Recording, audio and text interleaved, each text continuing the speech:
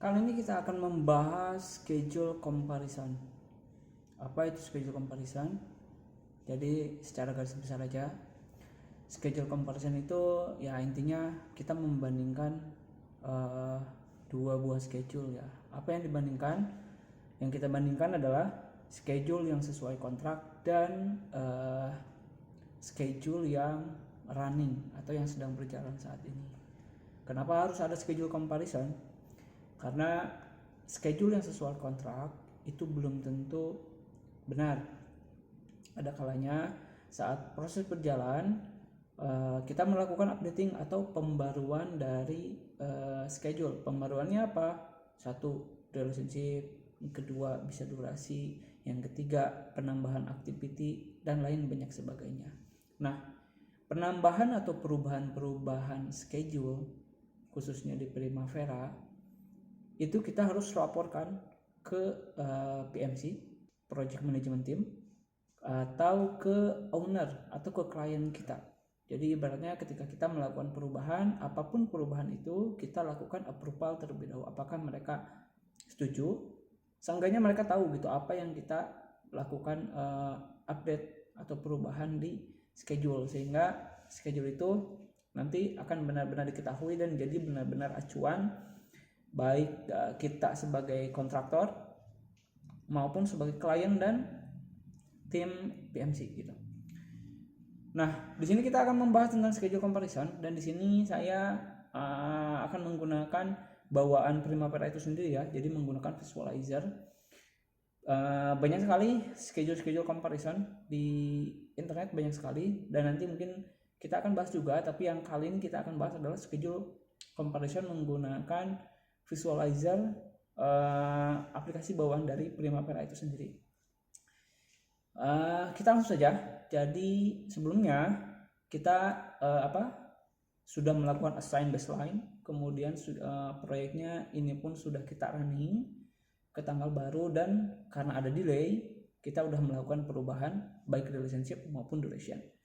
Nah, kita kan mau tahu nih perbedaannya apa. Kalau misalkan schedule-nya dikit, oke lah, itu gampang, kita bisa list di Excel dan ya kita bisa laporkan gitu. Tapi kalau misalkan proyeknya banyak sampai puluhan ribu, nah itu kan lumayan nih perubahannya. Nah, kali ini kita akan menggunakan kita akan bandingkan schedule comparison dari Primavera itu sendiri. Nah, di sini ada yang namanya visualizer. Kita langsung saja. Nah, di sini itu ada 3 ya, schedule comparison, TSLD, kemudian dan GAN. Nah, kita akan fokus dulu ke schedule comparison. Kita klik. Nah, kemudian di sini muncul tab. Kita mau buat baru, apakah kita mau buat baru menggunakan template yang ada atau kita menggunakan template yang udah ada. Maksudnya apa templatenya? Template perbandingan gitu. Karena kita di sini belum punya satupun. Nah, ini kan masih 0 item. Kita harus membuat baru nih. Kita klik new. Nah, kemudian setelah klik new, di sini kita tuliskan judul dari komparasinya. Kita kasih schedule comparison baseline with current baseline-nya itu tanggal berapa, biasanya kayak gitu ya, supaya lebih rinci gitu. Kita belum tahu, kita baseline aja with data date berapa gitu. Ini kalau nggak salah kemarin data date-nya 2 Maret gitu kalau nggak salah. Gak apa-apa, nanti kita rubah aja 2 March 2024. Nah, setelah ini baru kita klik option dulu nih. Kita klik option. Nah, di sini kita harus memasukkan projectnya yang mau kita bandingkan yang mana nih. Nah, di sini ada 2 tabel. Untuk yang pertama ini, di sini kita harus melakukan assign dari project yang sudah kita update. Kita taruh mana gitu. Kalau taruhnya kita di sini nih. ST1 storage tank, kemudian baseline-nya. Nah, Di sini kebetulan kemarin kita belum si baseline-nya kita udah masukkan. Sekarang kita akan keluarkan lagi karena ini nggak ada ya di sini baseline-nya. Kita akan keluarkan dulu sambil nanti kita ganti ini nih. Kita kasih keterangan running date-nya. Jadi karena baseline-nya kita harus keluarkan, ini kita close dulu Primavera visualizer-nya. Kita keluarkan dulu baseline-nya. Assign baseline, ini kita keluarkan dulu. Kita yang sign kontrak ya yang kita keluarkan. Kita ini hapus, kemudian oke. Kemudian di maintain baseline yang sign kontrak kita restore. Close. Nanti setelah di restore bakal ada di sini nih. Nah, ini sign kontrak. Kemudian yang ini kita tambahkan lagi ya data date-nya. DD ya benar 2 Maret ya. 02 24 03 02.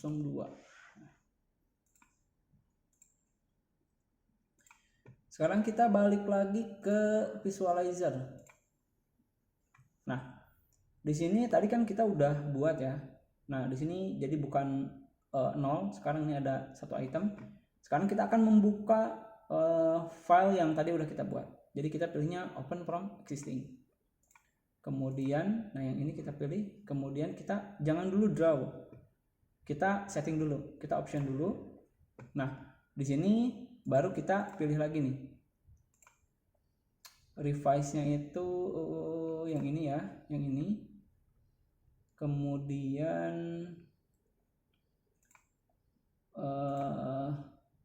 baseline-nya yang ini. Nah, sekarang kita add.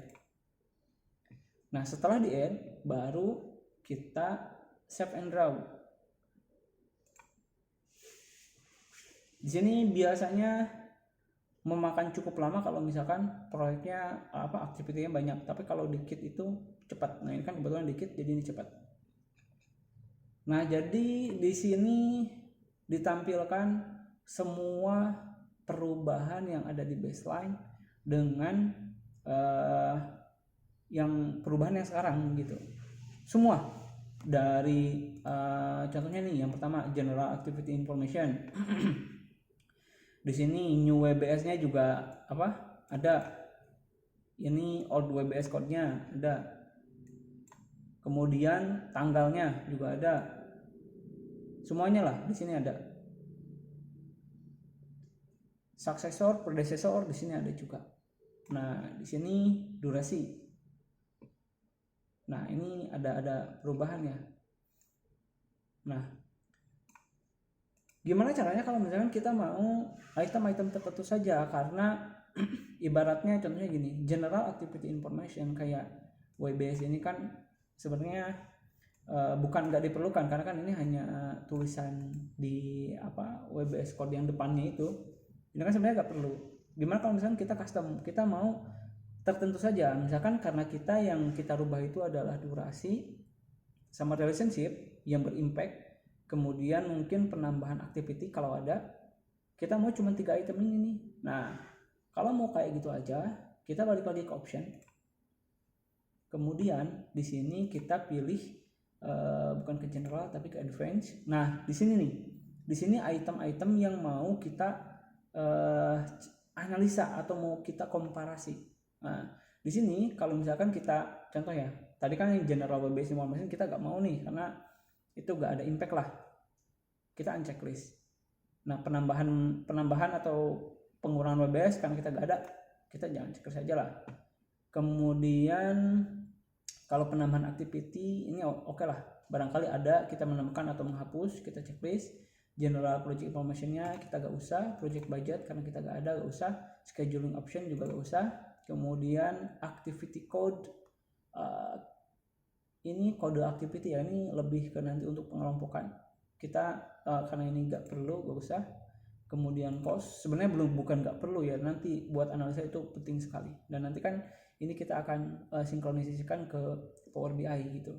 Ini activity code itu penting sekali.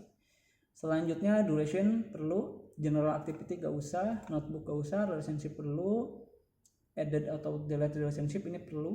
step gak perlu, user define field gak perlu. Constraint itu kalau misalnya kita belum ngebahas constraint ya, nantilah.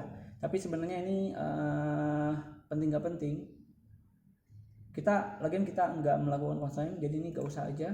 Tanggal tuh gak perlu ya, tanggal itu karena otomatis kita sudah membuat tanggalnya dinamis, jadi ini gak perlu. Kemudian expense gak usah. Persen complete, ini update and progress, oke lah. Kemudian resource statement gak usah, karena kita kan belum sampai ke resource, kita baru scheduling activity aja, unitnya juga kita enggak. Nah jadi yang kita cek itu hanya 1, 2, 3, 4, 5. Ini kenapa harus kita pilih, karena supaya memudahkan dalam pembacaan report. Terlalu banyak data biasanya orang-orang pun malas gitu, jadi nanti tidak akan spesifik. Nanti kalau misalkan kita menampilkan semuanya itu buang-buang waktu. Supaya efektif, kita tampilkan yang perlu di-approve aja. Kemudian kita save and draw lagi. Nah sekarang kan lebih simpel tuh, hanya segini. Di sini durasi, yang durasinya berapa jadi berapa, itu baru ketahuan. Nah ini. Nah kemudian bagaimana cara kita melakukan pengesavannya? Di sini ada tulisan save as. Layout kategorinya ini user aja, kemudian schedule comparison baseline, kemudian ini kita save. Nah, ketika kita melakukan proses saving, save-nya di mana nih? Dia ada di sini nih. Dia ada di dokumen. Ini nih, new comparison. Coba kita buka. Iya benar. Dia ada di my document. Ini. Tapi formatnya ini HTML. Biasanya client owner itu gak mau. Kenapa gak mau? Karena di sini itu kita susah lah kalau misalkan kita mau melakukan filter atau apa-apa. Biasanya mau menggunakan Excel. Nah, gampang sekali. Karena di sini sebenarnya gak ada opsi buat ekspor ke Excel ya. Nah kalinya adalah ini kita blok sampai bawah semuanya, kita copy, kita buka Excel. Nah kemudian kita di sini langsung paste aja. Nah di sini kita rapikan aja. Ini kita rapihkan, word text-nya kita hilangkan, kemudian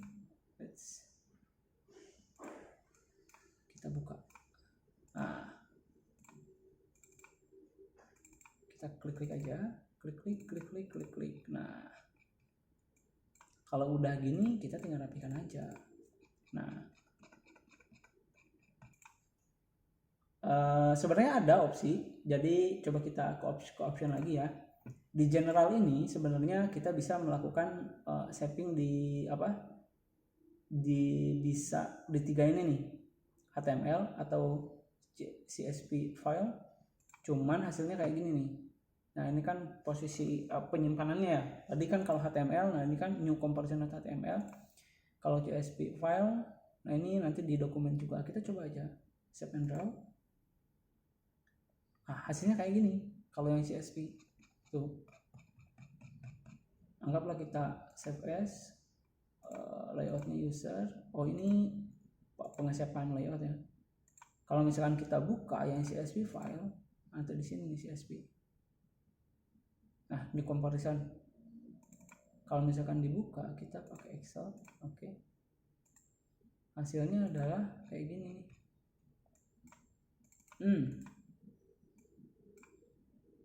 Kayak gini hasilnya. Gak ada garis-garis. Jadi kita harus ibaratnya bikin garis lagi. Sama-sama aja lah ya. Kalau misalkan yang tadi kayak gini, ini udah agak lebih rapi lah. Cuman kita memang sama juga harus ngerapihin gitu. Nah ini tinggal dirapikan saja. Tinggal dirapikan. Kemudian setelah dirapikan, kita ya approve lah, kirim file ini ke owner atau PMC atau ke tim-tim terkait, atau misalkan kita ke leader dulu untuk melakukan approval, apakah setuju atau tidak dengan perubahan yang ada ini. Kalau setuju ya kita tinggal kirim ini nih, tinggal rapikan saja. Jadi seperti itu schedule comparison menggunakan Primavera Visualizer. Semoga bermanfaat buat teman-teman semua.